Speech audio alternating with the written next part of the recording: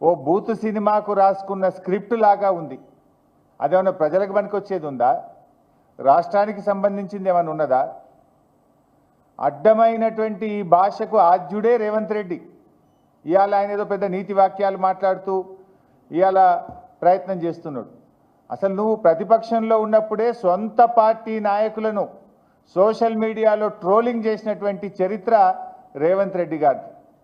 వ్యక్తిత్వ హననం చేయడాన్ని వృత్తిగా ఎంచుకున్న ఫస్ట్ అండ్ వర్స్ట్ పొలిటీషియన్ ఈరోజు రేవంత్ రెడ్డి గారు. Revanth Reddy garu is the father of false narratives. Revanth Reddy garu is father of body shaming. Revanth Reddy is father of foul language. Revanth Reddy is father of social media sinners. అబద్ధాలకు brand ambassador ఎవరు అంటే అది రేవంత్ రెడ్డి అని చెప్పక తప్పదు.